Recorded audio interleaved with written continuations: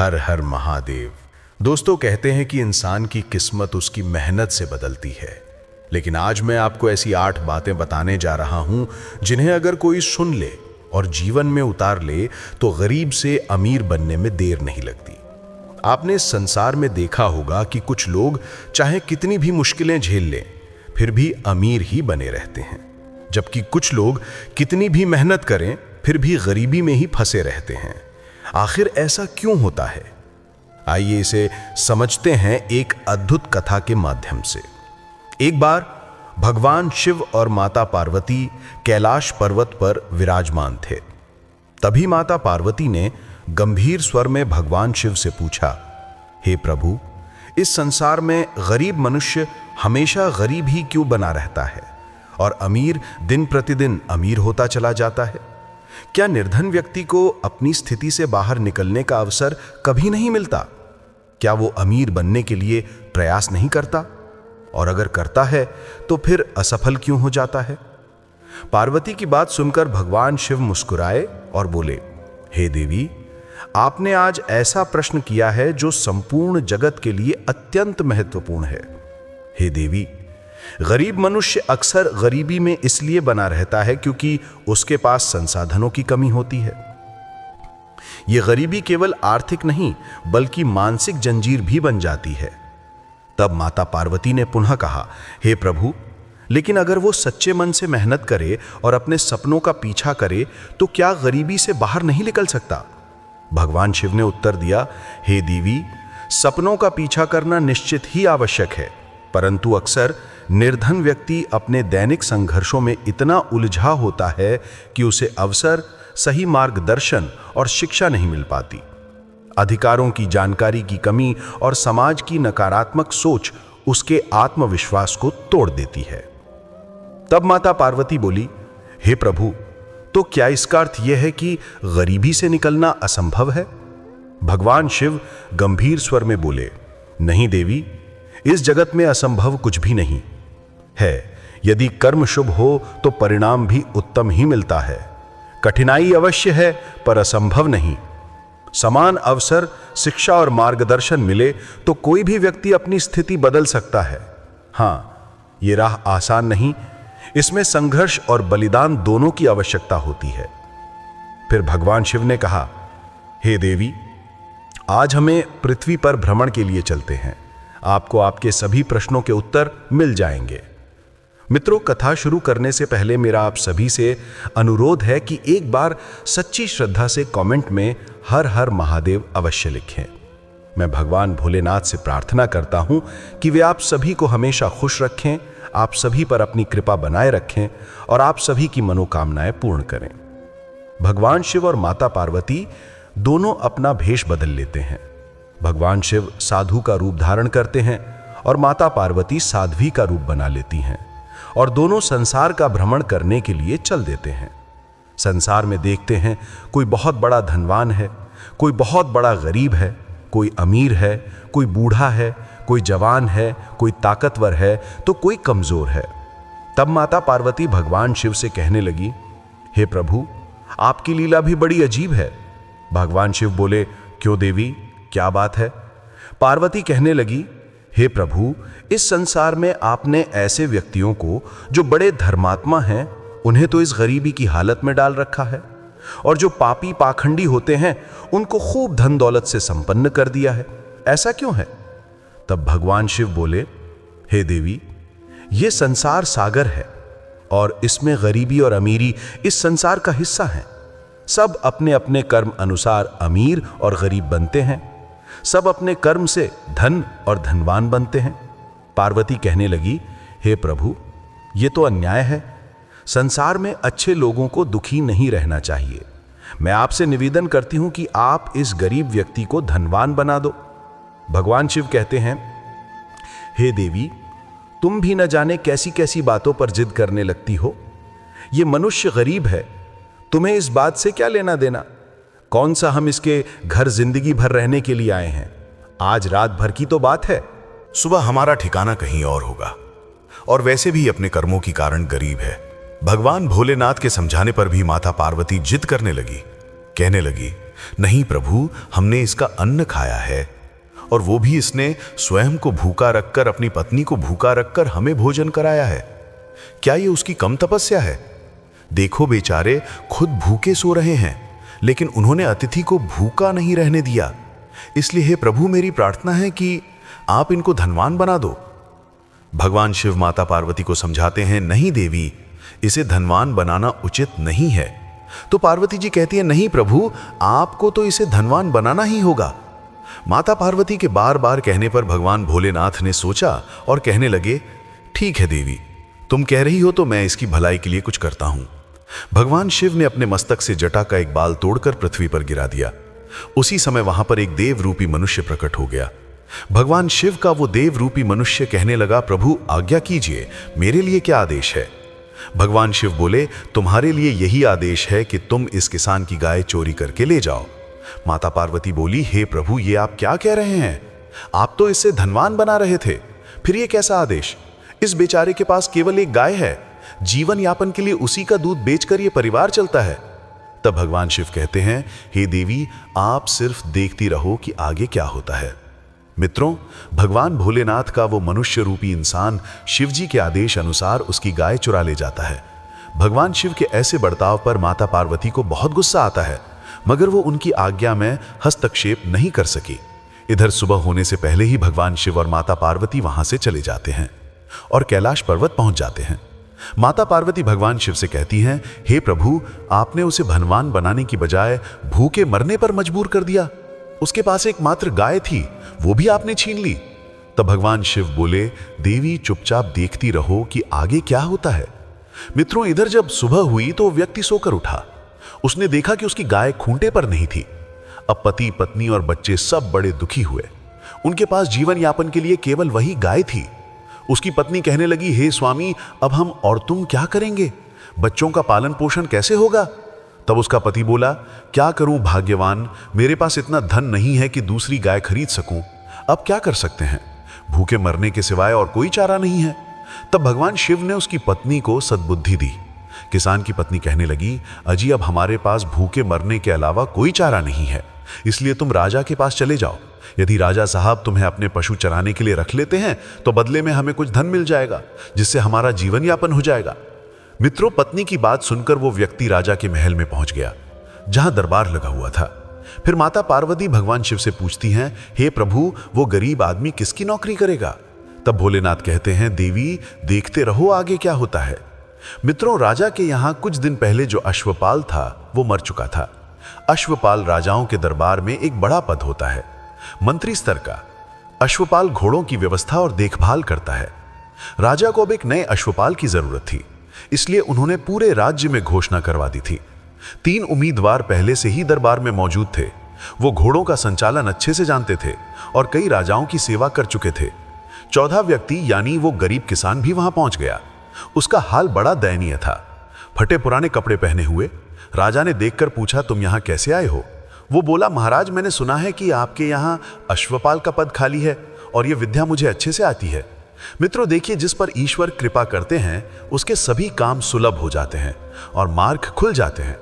राजा money मन सोचने लगा, यह आदमी भला क्या घोड़ों का संचालन कर सकेगा?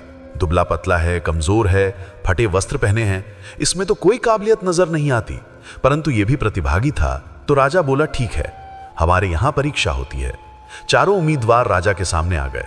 उसी समय एक घोड़े बेचने वाला सौदागर दरबार में आया। उसके पास बड़ा ही शानदार घोड़ा था, सुंदर, हष्टपुष्ट और अद्भुत।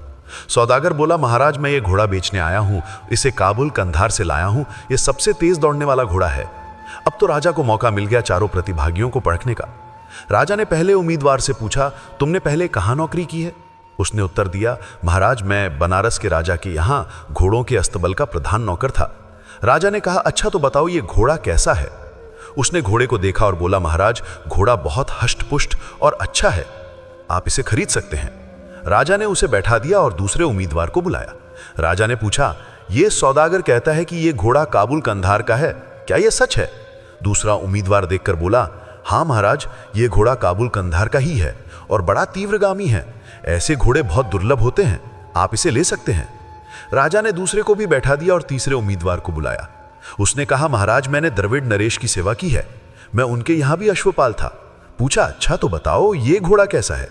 तीसरा उम्मीदवार बोला, महाराज ये घोड़ा युद्ध भूमि में चारों पैरों से प्रहार कर सकता है। इस पर बैठा सवार सुरक्षित रहता है। यह अपने स्वामी की रक्षा करता है और उसे मरने नहीं देता। तीनों की बातें सुनकर राजा ने कहा, तुम भी बैठ जाओ। अब राजा ने उस चौथे व्यक्ति की ओर देखा जो एक गरीब किसान था। मित्रों, वो व्यक्ति बहुत गरीब था, परंतु घोड़ों की विद्या में बहुत अच्छी तरह से जानता था, क्योंकि उसने जीवन में सिर्फ पशुओं का ही पालन किया था। तब राजा ने उससे पूछा, जनाब, इस घोड़े के बारे में आपके क्या विचार हैं? मित्रों, राजा के कहने पर वो गरीब आदमी जैसे ही उठकर खड़ा हुआ तो राजा के दरबार में बैठे मंत्री और दरबारी हंसने लगे। सब कहने लगे, लगता है महाराज का दिमाग खराब हो गया है। देखते नहीं ये आदमी हुलिया से भिखारी दिखाई देता है। ये क्या घोड़ों का संचालन जानता होगा? तब वो आदमी खड़ा हुआ और पहले घोड़े की पीठ पर हाथ फेर कर देखने लगा। देखकर कहने लगा, महाराज आप इस घोड़े को मत खरीदिए। मित्रों, उस आदमी की बात सुनकर संपूर्ण दरबार फिर हंसने लगा। सब बोले, ये घोड़ों के बारे में भला क्या जानता है? देखो ना, कितना सुंदर घोड़ा है, जिसकी चाल कितनी सुंदर दिखाई देती है, जिसके कान कितने मनोहर हैं, इसका रंग कितना अच्छा है। ये तो काबुल कंधार के घोड़ों की किस्म का घोड़ा है। ये बड़ा दुर्लभ गुणों का घोड़ा है। राजा ने कहा, महाशय मुझे ये बताओ कि मुझे इसे क्यों नहीं खरीदना चाहिए? तब वो गरीब आदमी बोला, महाराज इस घोड़े को ना खरीदने का कारण यह है कि जब ये घोड़ा छोटा था तब इसने गद्दी का दूध पिया है, इसलिए ये 1 किलोमीटर से ज्यादा भाग ही नहीं सकता। ये थोड़ा चलकर हाँफने लगेगा और बैठ जाएगा। राजा ने यह बात सुनी तो अचंभित रह गया। राजा ने पूछा, यह बात तुम इतने दावे के साथ कैसे कह सकते हो? तब वो आदमी बोला, महाराज आप किसी अच्छे सवार को बुलाइए और उसे इस घोड़े पर बैठाइए, फिर देखना क्या होता है। राजा बोला, अगर ऐसी बात है तो मुझसे अच्छा घुड़सवार कौन होगा? मैं खुद इसे चला कर देखता हूं। इतना कहकर राजा ने सौदागर से घोड़े की लगाम ली और उसकी पीठ पर बैठ गया। राजा के महल के बाहर एक मैदान था। राजा ने घोड़े से उस मैदान का एक चक्कर लगाया। एक चक्कर लगाते ही घोड़ा हाँफने लगा और वहीं बैठ गया। फिर दोबारा खड़ा ही नहीं हुआ। बहुत कोशिश की लेकिन घोड़ा उठ ही नहीं पाया। राजा पैदल चलकर अपने दरबार में लौटा। अब सभी दरबारी उस गरीब आदमी की ओर देखने लगे जिसने घोड़े की परख की थी। मित्रों, आपको बता दें कि उस आदमी पर भगवान शिव की कृपा थी। भगवान शिव उससे प्रसन्न थे। अब राजा उस गरीब व्यक्ति से कहने लगा, तुम ये बताओ तुमने कैसे पहचान लिया कि यह घोड़ा गद्दी का दूध पी चुका है? तब वो गरीब आदमी बोला, महाराज अगर आप मुझे झूठा समझते हैं तो सौदागर से ही पूछ लीजिए। राजा ने सौदागर को बुलाया और कहा, सौदागर सत्य सत्य बताओ, क्या इस घोड़े ने बचपन में गद्दी का दूध पिया है?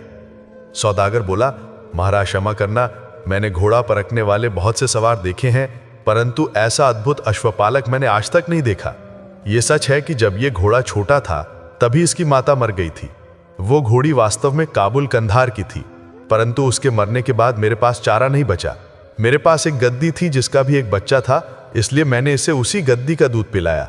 इसी कारण यह तंदुरुस्त तो हो गया, परंतु अधिक देर तक दौड़ नहीं सकता। राजा ने यह बात सुनी तो प्रसन्न हुआ। परीक्षा में केवल वही गरीब व्यक्ति सफल हुआ था। राजा ने तीनों अन्य अश्वपालों से कहा, तुम झूठ बोलते हो, तुम्हें घोड़ों की पहचान ही नहीं है। फिर राजा ने उस गरीब आदमी से पूछा, तुमने कैसे पहचान लिया? गरीब आदमी बोला, महाराज जब मैंने घोड़े की पीठ पर हाथ फेरा तो ये बीच से झूल गया। ये मेरे हाथ का दबाव सहन नहीं कर पा रहा था, तभी मुझे पता चल गया कि यह गद्दी का दूध पी चुका है। मित्रों, इस प्रकार राजा की परीक्षा में तीनों असफल हो गए और वही गरीब आदमी पास हो गया। राजा ने उसे अपने यहां अश्वपाल के पद पर रख लिया। आप जानते हैं कि राजा के यहां अश्वपाल का पद बहुत बड़ा होता है। वो आदमी जल्द ही धनवान बन गया। उसकी टूटी झोपड़ी की जगह एक भव्य महल खड़ा हो गया। इधर एक दिन भगवान शिव और माता पार्वती संसार भ्रमण पर निकले और उसी गांव पहुंचे। उन्होंने देखा कि जहां पहले गरीब किसान की झोपड़ी थी वहीं अब एक शानदार महल खड़ा है। भगवान शिव ने कहा, हे देवी देखो, तुमने ही इसे अमीर बनाने के लिए कहा था, अब देख लो ये कितना अमीर बन गया है। दोनों साधु के भेष में उसके द्वार पर पहुंचे। गरीब किसान जो अब अश्वपाल बन चुका था उन्हें देख प्रसन्न हो गया। वो उनके चरणों में गिरकर बोला, हे साधु महाराज, ये सब आपकी ही कृपा है। कई साल पहले आप मेरे द्वार पर आए थे। उस रात मेरी एकमात्र गाय भी चोरी हो गई थी। मेरे पास अन्न भी नहीं बचा था, लेकिन आज ये सब आपकी ही कृपा से है। भगवान शिव और माता पार्वती प्रसन्न हुए। उन्होंने उसे आशीर्वाद दिया और आगे बढ़ गए। माता पार्वती ने पूछा, प्रभु ये कैसे हुआ? ये मनुष्य इतना अमीर कैसे बन गया? आपने तो इसकी गाय भी चुरा ली थी। भगवान शिव बोले, देवी सुनो, इस दुनिया में केवल वही व्यक्ति गरीब है जो काम नहीं करता, जिसके अंदर योग्यता है पर वो अपनी योग्यता प्रदर्शित नहीं करता, जो पुराने ढर्रे पर चलता रहता है और समय के अनुसार स्वयं को नहीं बदलता, वही हमेशा गरीब रहता है। जो निकम्मा पड़ा रहता है और अपनी प्रतिभा नहीं दिखाता, वही दरिद्र रहता है। बहुत से लोग कुएं के मेंढक की तरह अपनी वर्तमान स्थिति से ही खुश रहते हैं। उन्होंने ये मानसिकता बना ली है कि हम अभी ठीक हैं, आगे हमें कुछ और करने की जरूरत नहीं है। उन्हें लगता है कि दुनिया में सबसे बड़ा सुख यहीं तक है, ना तो इससे आगे कोई सुख है और ना कोई पद। ऐसी सोच वाले लोग ही जीवन भर गरीबी के गर्त में गड़े रहते हैं। जो वर्तमान स्थिति से खुश हैं और कुछ नया करने की नहीं सोचते, अपना वर्तमान सुख छोड़ना नहीं चाहते, वे कभी जीवन में अमीर नहीं बन सकते। इस गरीब किसान को ही देख लो। इसके पास पहले एक गाय थी और ये उस गाय के दूध से ही अपना और अपने परिवार का खर्च चलाता था। ये उस समय केवल एक गाय से चिपका हुआ था और उसी को अपना संसार मान रहा था। उसने सोच लिया था कि इसी के सहारे मेरी जिंदगी कट जाएगी, और यही कारण था कि ये पहले गरीब बना रहा। जब तुमने इसे अमीर बनाने के लिए कहा तो मैंने सबसे पहले उस गाय को चोरी करवाया, क्योंकि वो गाय नहीं रहेगी तभी ये कोई और काम करने की सोचेगा। इसके पास जो दिमाग है, जो बुद्धि है, इसके अंदर जो गुण है, ये तभी उनका उपयोग करने की सोचेगा। कहते हैं जो किनारे को छोड़कर नहीं जाएगा वो नदी पार नहीं कर सकता, और वही काम देवी मैंने इसके साथ किया। इसको अमीर मैंने नहीं बनाया। तुम सोचती हो मैंने इसे अमीर बना दिया है। नहीं देवी, मैं किसी को अमीर गरीब नहीं बनाता। अगर मैं लोगों को अमीर बनाऊं तो संसार में कोई गरीब ही नहीं रहेगा। प्राणी अपने कर्म से ही गरीब बनता है और अपने कर्म से ही अमीर बनता है। अपने कर्म से ही प्राप्त करता है और अपने कर्म से ही खोता है। हे देवी, इसलिए कर्म प्रधान है। जो जैसा करता है वैसा फल उसे अवश्य मिलता है। फिर भगवान शिव कहते हैं, हे देवी, कुछ लोग जो कर्महीन होते हैं वे सिर्फ भाग्य को ही दोषी ठहराते रहते हैं। वे कभी अपने कर्म नहीं बदलते और इसीलिए सदैव गरीब बने रहते हैं। और गरीब से अमीर बनने के लिए ये 8 बातें हर मनुष्य को अपने जीवन में अपनानी चाहिए। ये 8 बातें ध्यान से सुन लो, जो किसी को गरीबी से अमीरी की ओर ले जा सकती हैं। पहली बात, विद्या सर्वश्रेष्ठ धन है। विद्या वो धन है जिसे कोई छीन नहीं सकता। गरीबी से अमीर बनने के लिए शिक्षा सबसे महत्वपूर्ण साधन है। ज्ञान को अर्जित करें और अपने कौशल को विकसित करें, क्योंकि यही आपको सही दिशा दिखाता है और बताता है कि शिक्षा का सही उपयोग करना सफलता की कुंजी है। दूसरी बात, धैर्य और सहनशीलता। धैर्य को सफलता का मूल मंत्र माना गया है। धैर्य और सहनशीलता के बिना कोई भी बड़े लक्ष्य को हासिल नहीं कर सकता। सहन सर्वथा साध्यम का अर्थ है कि सहनशीलता से हर कार्य सिद्ध किया जा सकता है। अपने लक्ष्यों को प्राप्त करने के लिए लगातार प्रयत्न करते रहें। तीसरी बात, सत्संग और संगति का महत्व। संगति को बहुत महत्वपूर्ण माना गया है। संगत से गुण आते हैं और संगत से दोष भी। अच्छे लोगों की संगति में रहें और उनसे प्रेरणा लें। अपने से अधिक गुणवान और विद्वान व्यक्तियों के साथ संगति करना आपको नए अवसर और सीखने की प्रेरणा देता है। चौथी बात, स्वधर्म का पालन। हर व्यक्ति को अपने कर्तव्यों और धर्म का पालन करना चाहिए। स्वधर्मे निधनम श्रेया, अर्थात अपने धर्म में कर्म करते हुए मरना भी महान है। अपनी भूमिका को समझें और उसे पूरी निष्ठा और ईमानदारी से निभाएं। इसके परिणाम स्वरूप सफलता आपके कदम चूमेगी। पांचवी बात, विचारों में दृढ़ता और संकल्प शक्ति। संकल्प मूलम सफलम भवन्ति, अर्थात संकल्प की शक्ति से ही सफलता प्राप्त होती है। अपने विचारों को दृढ़ बनाइए और लक्ष्य के प्रति संकल्पित रहिए। सही दिशा में की गई दृढ़ संकल्पना किसी भी व्यक्ति को सफल बना सकती है, चाहे परिस्थितियां कितनी भी कठिन क्यों ना हो। छठी बात, परिश्रम से बड़ा कोई धर्म नहीं। कर्मण्यवाधिकारस्ते, अर्थात कार्य करना ही तुम्हारा अधिकार है। कठिन परिश्रम को अपने जीवन का हिस्सा बनाइए, क्योंकि सच्चे परिश्रमी को ही सफलता मिलती है। अपने कर्म पर ध्यान दें और परिणाम की चिंता छोड़ दें। निष्काम कर्म से आपको सच्ची समृद्धि मिलेगी। सातवीं बात, सत्य का मार्ग अपनाना। सत्यमेव जयते का सिद्धांत नीति शास्त्र का प्रमुख सूत्र है। अमीरी का सफर तभी सार्थक होता है जब वह सत्य के मार्ग पर चलता है। सत्य और ईमानदारी के साथ चलकर आप समाज में सम्मान भी प्राप्त करेंगे। ईमानदारी से अर्जित धन ही आपको सच्ची अमीरी का अनुभव कराएगा। 8वीं बात, समय का सदुपयोग। काल क्रिया सिद्धि अर्थात समय पर कार्य करना ही सफलता है। समय का सदुपयोग करना और समय के महत्व को समझना अमीरी की ओर ले जाने वाला एक महत्वपूर्ण कदम है। सही समय पर सही निर्णय लेने से आप तेजी से आगे बढ़ सकते हैं और अपने लक्ष्यों को प्राप्त कर सकते हैं। मित्रों, आज की ये वीडियो आपको अच्छी लगी हो तो हमारे चैनल हिंदी स्टोरी को सब्सक्राइब अवश्य करें। मिलते हैं अगली वीडियो में। आप अपना ख्याल रखें। धन्यवाद। हर हर महादेव।